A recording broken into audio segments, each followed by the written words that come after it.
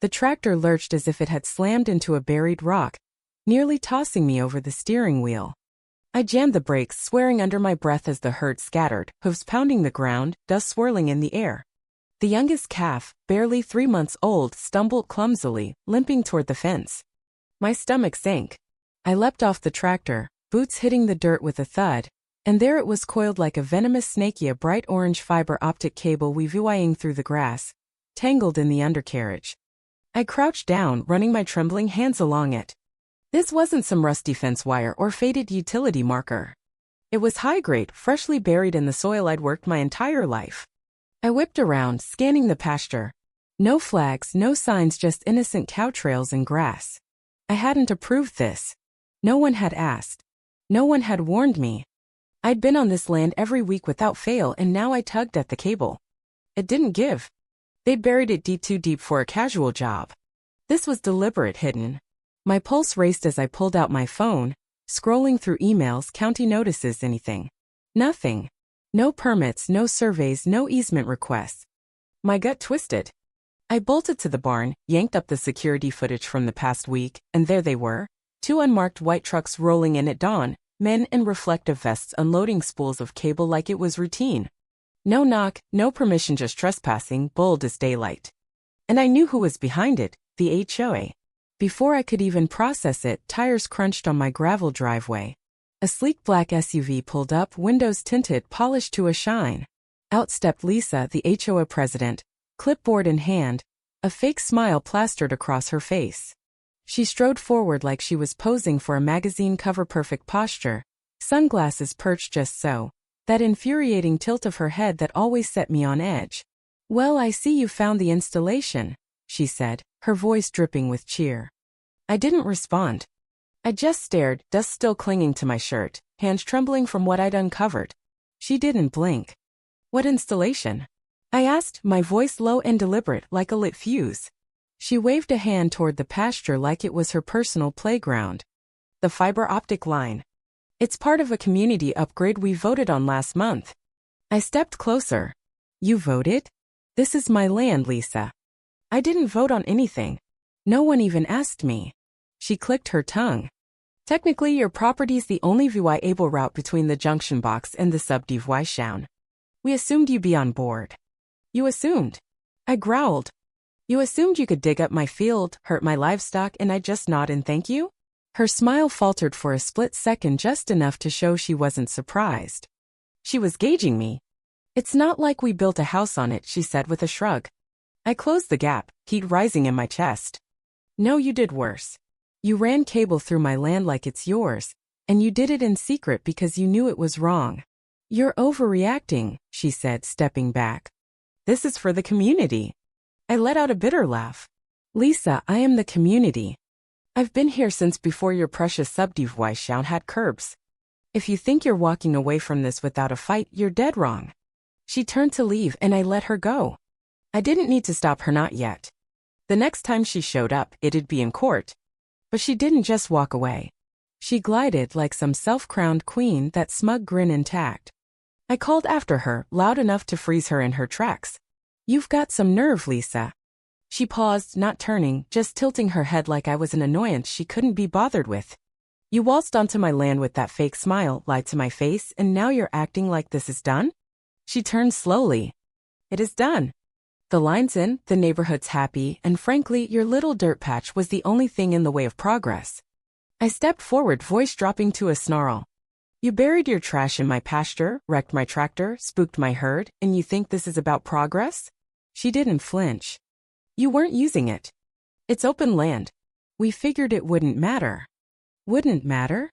I nearly shouted. I bent down, scooping up a handful of dark, rich soil, the kind that had sustained my family for generations. "This land raised my dad, buried my granddad, built that barn over there. You don't get to treat it like your HOA sandbox." Lisa sighed, like I was boring her. "You're being dramatic." The board agreed this was the quickest way to bring high-speed internet to everyone. "We're not the VI lanes here." "I know exactly who the VI lanes are," I shot back. "The kind who smile while they steal, then hide behind rules when they're caught." That struck a nerve. Her jaw tightened, but she reached into her SUV and pulled out a manila folder. I came prepared to smooth this over. I expected some pushback. She handed it to me like it was a peace offering. Inside was a utility route map and at the bottom, a signed consent forming name, my signature. Except I'd never signed it. I looked up, hands shaking with cold fury. You forged this. Lisa blinked, almost convincingly. No, we got it from the contractor. Maybe someone else in your house signed. I live alone, Lisa. She didn't miss a beat. Then it's a clerical error. Nothing intentional. I held the folder up like EVY Denke in a trial. This isn't a mistake. This is fraud. You're making a scene, she hissed. I smiled sharp and cold. Oh, Lisa, I haven't even started. She climbed into her SUV, slammed the door harder than she meant to, and peeled out. I stood there as the dust settled. They'd forged my name. Now it was personal. That night, I didn't sleep. I sat in the barn office, the folder spread out like a crime scene. That signature me name was close enough to fool a stranger, but I'd signed enough papers in my life to know it wasn't mine. I snapped a photo and sent it to my cousin, Rachel, a part-time land use lawyer with a temper like a pit bull. She called in 5 minutes flat. Did you sign this? Nope. Then they're toast. She was at my door in an hour, legal pads in tow, that fire in her voice that meant someone was about to regret crossing her. Let's play a game, she said, spreading out county maps, utility filings, and HOA records like a battle plan. It's called Find the Fraud. It didn't take long. The signature was fake, the easement agreement was unrecorded fiction, and the documents were a mess of forged stamps and timestamps. This isn't just a slip-up, Rachel said, grinning. It's document fraud, property encroachment, and civil misrepresentation. In plain English, they're screwed. Then she dug into the HOA's financials. They've been pocketing $3,500 $3,500 a month from the ISP for access rights on my land. It wasn't just trespassing, it was theft. My anger turned cold and sharp. This wasn't about court anymore. It was about making sure they couldn't weasel out. Lisa's arrogant, Rachel said, flipping through files. She thinks she's untouchable. Let's make her prove it. I opened my laptop and typed the politest email of my life. Subject: Utility Access Misunderstanding, Possible Resolution. Lisa, thanks for stopping by. I get there might have been a mix-up with the fiber line. I don't want this to blow up if we can sort it like neighbors. If you've got any agreements or communications with the HOA and contractor, I'd appreciate seeing them. Let's resolve this peacefully. Rachel smirked. She won't resist. An hour later, Lisa replied, smug as ever. Glad you're being reasonable.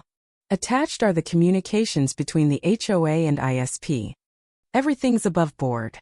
We assumed you cooperate since it benefits the neighborhood, so we proceeded without NDVY dual signatures.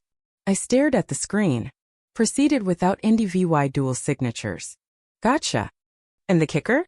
She attached the full email thread with the ISP, detailing the $3,500 monthly deal for access through my land, money they had no right to take.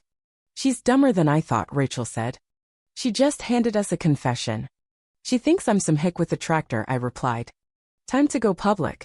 Not yet, Rachel cautioned. We make this airtight, drag the ISP in, then hit hard. I couldn't sit still. I grabbed yellow flags, a hammer and stakes, marched to the pasture, and marked every inch of that cable like a war zone.